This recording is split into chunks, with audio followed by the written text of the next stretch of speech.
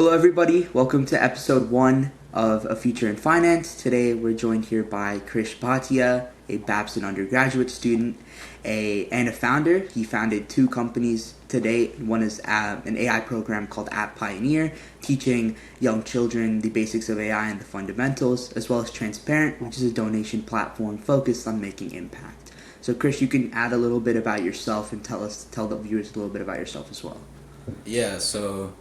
First of all, thanks for having me. Um, so I started Transparent. I guess the idea kind of came about during COVID. I saw my parents donating across the world to India, and I saw them really struggle with finding nonprofits that they trust, and also just being part of a community of donors to those nonprofits. So those were two problems we tried to attack with Transparent. Um, and I met up with my co-founder Kunal. I met him freshman year, but I've always had this idea. We've worked on stuff before that, and none of them really came to fruition. I think it was mainly because of lack of passion. Like we started like a camp, um, sort of like a camp search platform, but that never really took off because we weren't as passionate about it as we were about Transparent. And that was Transparent was always something I really wanted to start. So I guess a little bit towards the end of sophomore year, I'd say actually the beginning of sophomore year, we started working on it. And yeah, it's been through a long journey. It's been a while. Um, and then App Pioneer really started out as uh, my other company, App Pioneer, which is an AI program.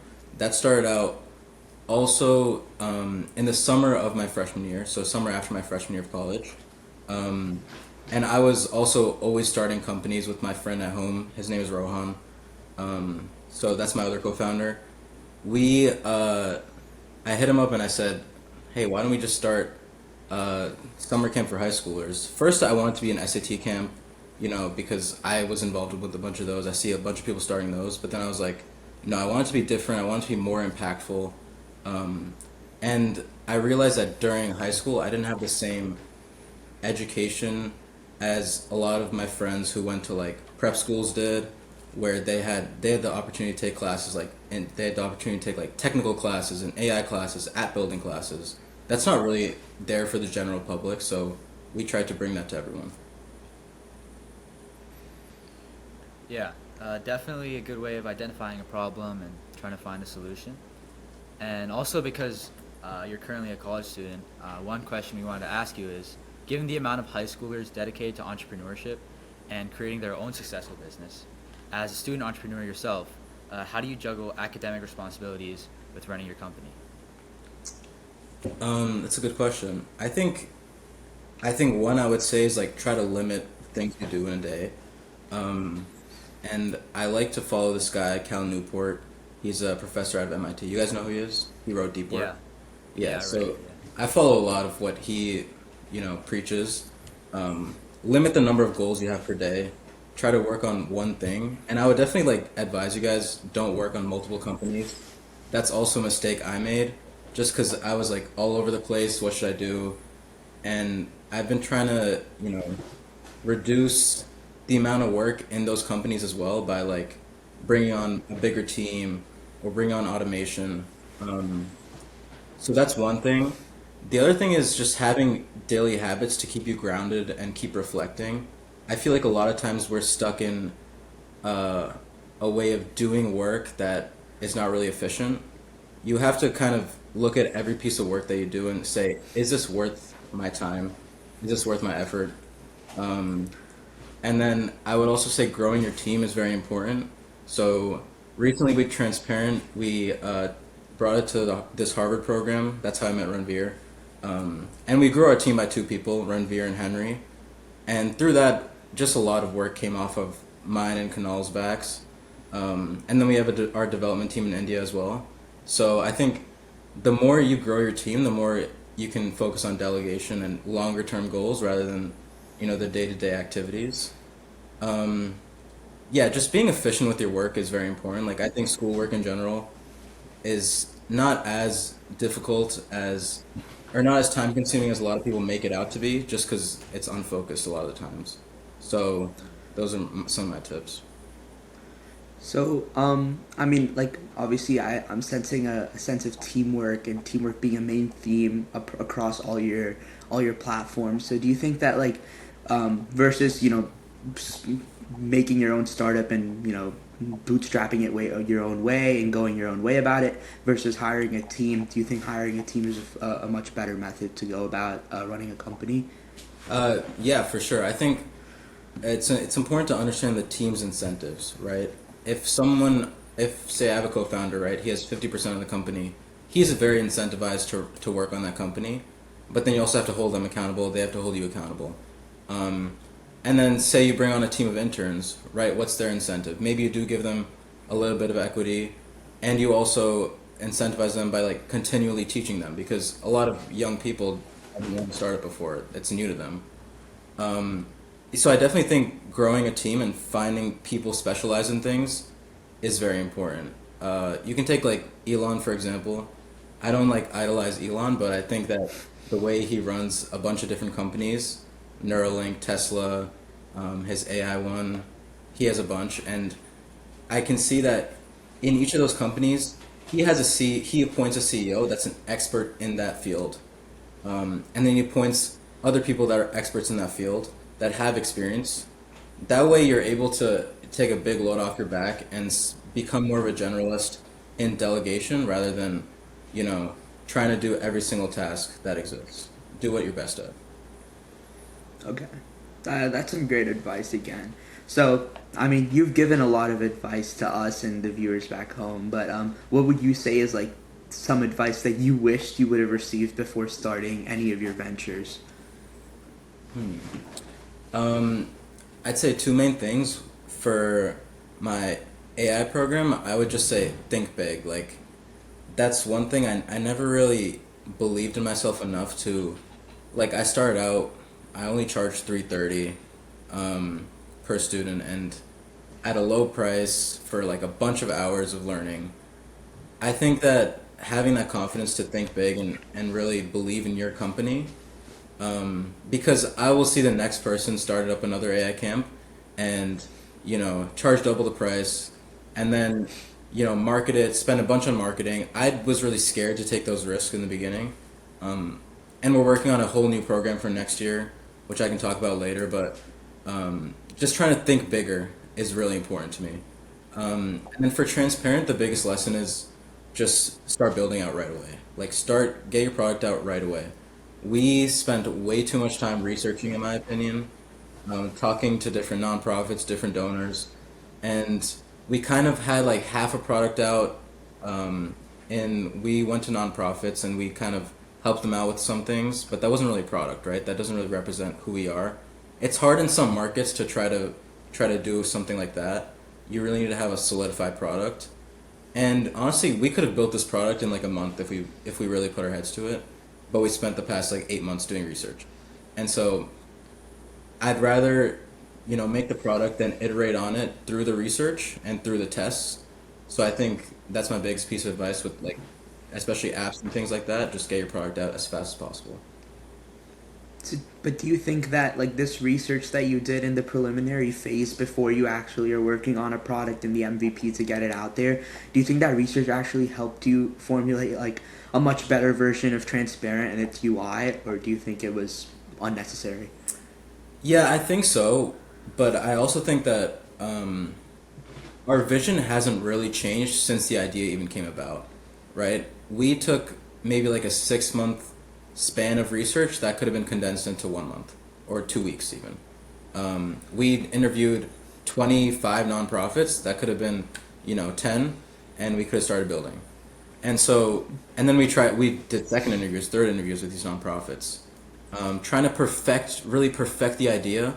But the reality is that nobody knows what they want in a product. Nobody really knows until they try it. So that's really what I've learned. So I think the research is important, yeah, but trying to condense that time limit, create a time limit for yourself. Sounds good. Yeah. And like you said, being productive was one of the challenges you faced. What were some other challenges you faced in the initial stages of building your startup, and even now that you're still trying to manage? Yeah, I think staying on the same page as your team is something I've always struggled with. Uh, I feel like I've always had different visions than my co-founders, and which is perfectly fine and it's normal. It's normal to disagree on things. But when you guys don't have the same vision for the company, both short term and long term, it leads to a lot of slow, like your growth is very slow.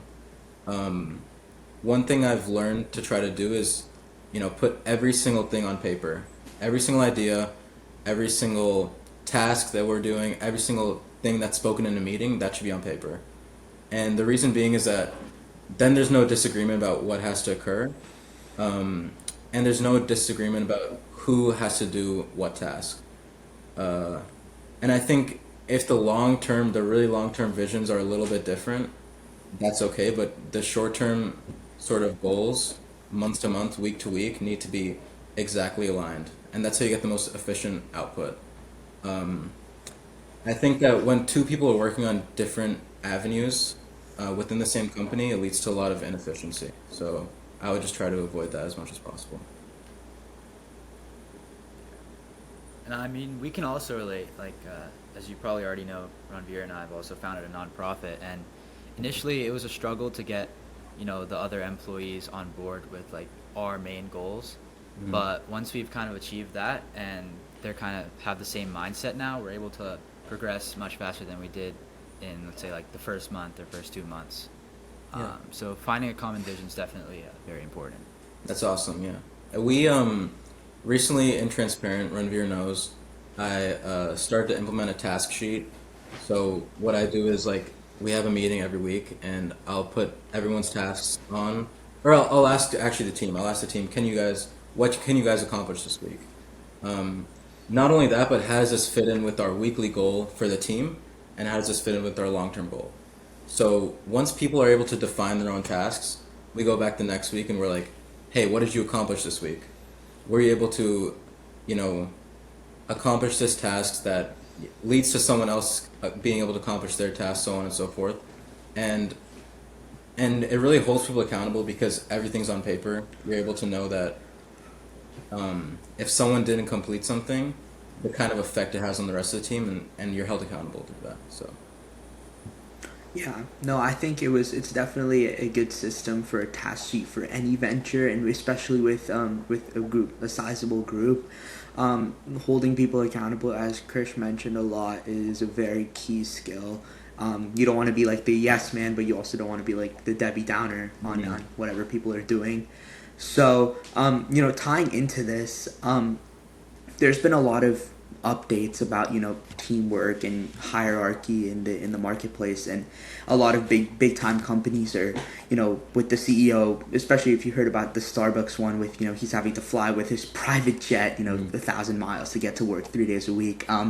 What's your take on this, and how the future is shaping up with hierarchy, or do you think it's becoming less, it's becoming more? What's your take?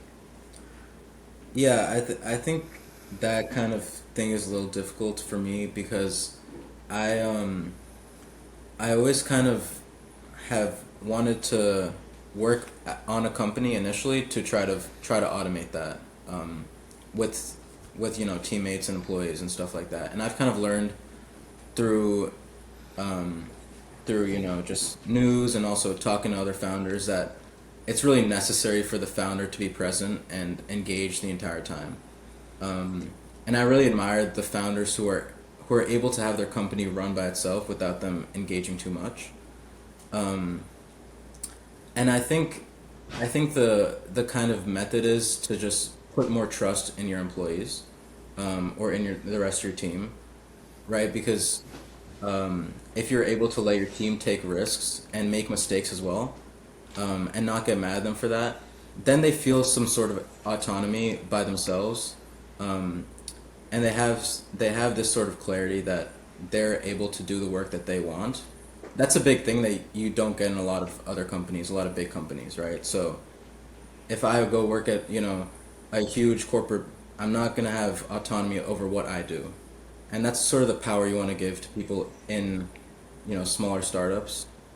So that's sort of where I see the company structure flowing to is just giving more autonomy to employees, um, building smaller teams that are more powerful. Yeah.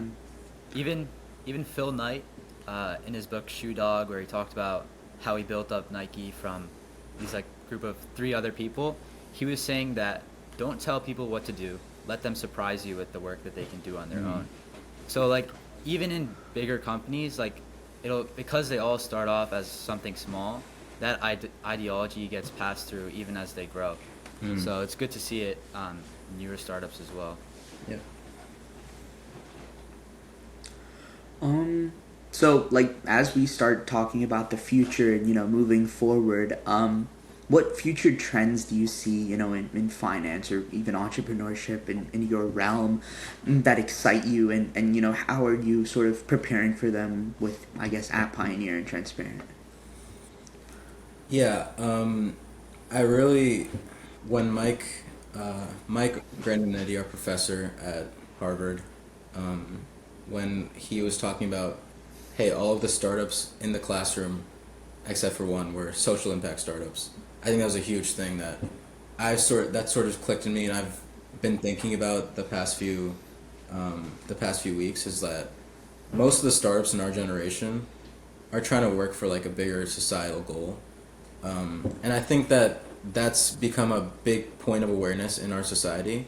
How to build companies and how to build like financial solutions for, you know, the general equity of the world. So we, so I think I've always had that mentality when trying to build something. I mean, you guys are running a nonprofit, and that's great. So I think that's sort of where I see our generation going to is like more people putting their money into things that are good for the world. And that's why I think Transparent has so much potential is that we're able to empower nonprofits. Um, I think impact investing as well will become a big theme as we grow up. People are realizing there's more than just money. And I think that with AI and like the extreme growth it's had over the past decade or so, it's been so inspiring. And going back to Mike and at the Harvard course, he was constantly referencing AI, and I feel like, I mean, you've been on pretty on top of your things with AI too, especially with Transparent, with incorporating a GPT model into its UI, or if it was with App Pioneers, literally a course about teaching AI. What do you think about AI and moving forward? Do you have anything that is exciting or something that you wish to incorporate into your ventures, or you wish that was existing in the marketplace today? Yeah, I think just like we have algorithms that exist today, or like an if else statement, I think AI will be that sort of replacement for every single software company, every single software that we use. And so I think one thing is like part of the reason I teach at Pioneer is that I think it's essential that every single student knows AI. And I do think that, you know, it is the future. We have to know it in depth enough to innovate with it. So I'm still learning like every day.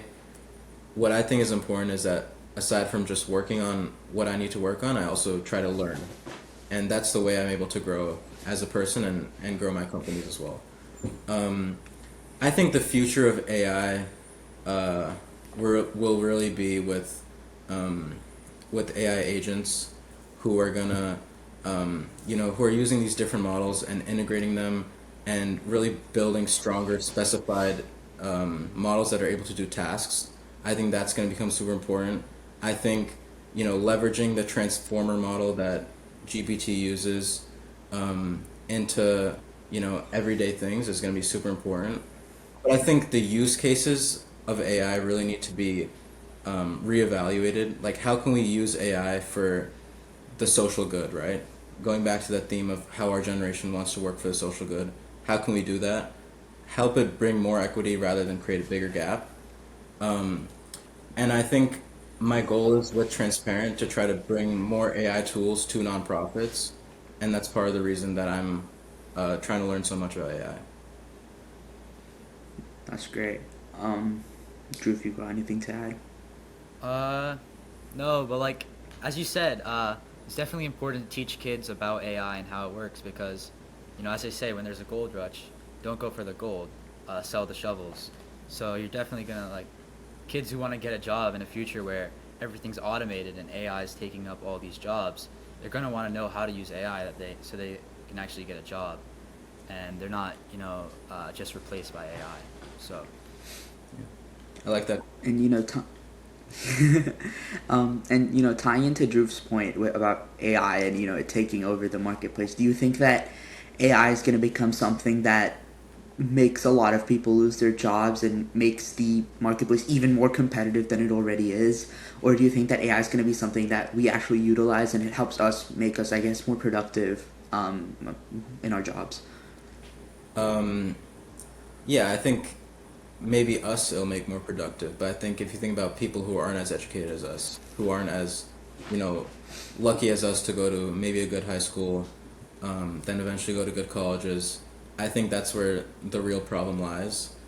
And we kind of already see, like, it was always said, like, I think Lex Friedman talked about this on his podcast. He said that we always thought that software engineers, you'd always have a great paying job and everyone should go into it.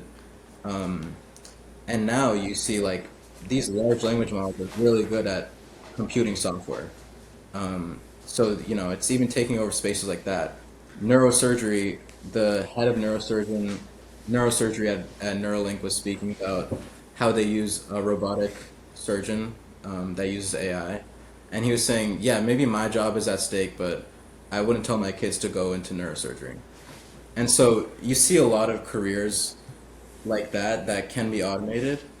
And I think as we grow older, there's really going to be an importance to, just higher education and, higher education after that. So I think that's super important. And trying to understand the like human machine relationship, how can we collaborate with a machine or AI to make a better outcome? Because AI can't handle all the tasks that we don't program it to handle all tasks.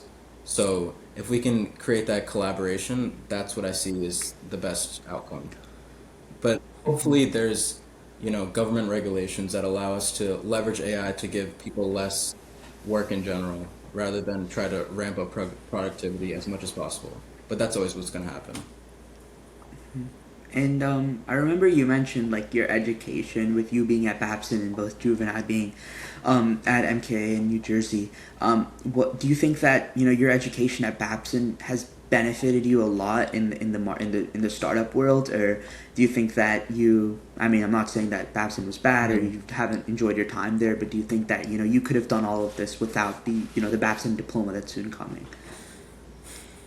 That's a good question. I think that Babson education wasn't as important to me as much as the community was. I think that's really, you choose the college based on the community more than the education. I would suggest that to any high schooler. Like, I go to business school.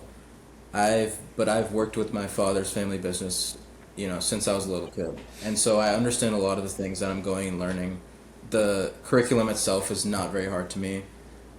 But at the same time, I find this community there that is unlike any other school. Like, there are entrepreneurs, every other person is an entrepreneur there. And that's what I find is so awesome.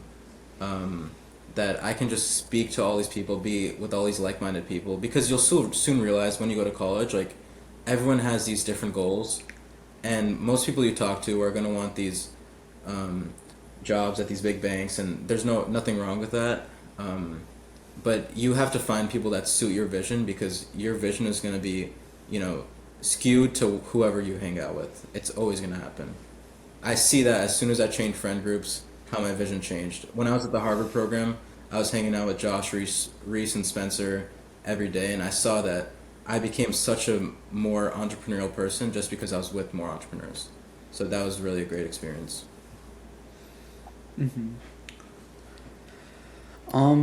So do you think, like, with this community aspect, would you now that you're at this stage and you started these different ventures, would you If you could, without any repercussions, would you drop it all and go for a big money, stable corporate job, or do you want to keep living this risk life? I think it depends on the amount I'm gonna learn. I think I'm at a time in my life where, you know, I can take advantage of the resources that's been given to me. I live in a house with my parents. When I go to college, my parents pay for my tuition, so I have that privilege to where like I'm trying to maximize my learning. That's all I'm trying to do right now. And so even this year, I've done some internships, but they weren't at big companies, and they were smaller, and I was working right under the manager, and so I got like super great learning experiences. But I do think that at a big company, that learning experience can really be halted by the tasks you do. And I talk to my friends who are working at banks or working at even big tech companies. They're repeating the same tasks, and I, on the other hand, just want to be continually challenged by the work I'm doing so that I know that I'm growing. Um, so I think that to answer your question, um, maybe, but if I find that I'm not learning, then for sure not. All right. So now that we move forward and we're thinking about the future, well, what are your next steps with App Pioneer and Transparent, and evolving it? Because I remember you mentioned that you're making a lot of changes, and if you don't mind sharing on here, what are some of those changes? How are you going to evolve it to make it more helpful for the community? Yeah. So with transparent specifically, like I said before, I'm only trying to work on a small number of things so I become more effective at those things. So with transparent, I'm trying to um, just get it out into market and get people to start using it. I kind of set more deadlines for myself, and I talked to my co-founder about this. Uh, how can we set deadlines for the work we're gonna do? So right now, the deadline for us is like January. We want to have users on it, and we want to decide what our next steps are, whether that's VC, or whether that's acquisition. Um, and so we're trying to release our product by the end of this month or next month. Um, and then with App Pioneer, we're really trying to just think bigger and grow. Um, while we have a super unique program, it's also just education market in general is very saturated. Um, so what we're trying to do is create a unique program for international students now. Um, we're trying to collaborate with Stanford University, and really collaborating with universities is the way to get the edge up in the education market. Um, and then we're bringing on a CMO. We're currently hiring for that. So expanding our team as well to put less work for us, bring on expertise. Um, and we're gonna run more of a social impact entrepreneurship program, social impact entrepreneurship and AI program. So how to use AI for good is sort of our tagline. Um, so collaborating with Stanford University next summer, that's gonna be super interesting, and bringing on just kids from around the world because we feel that there's a lot of opportunity for kids in the U.S., but maybe around the world, especially with entrepreneurship, there isn't enough. That's great. Well, that was our last question and last sort of anecdote that we needed from you. But thank you so much for joining us today, and it was some great advice, and I hope the viewers back home can take a lot of it back home and you apply this to the real world. Thank you guys. I appreciate it. Of course, thank you.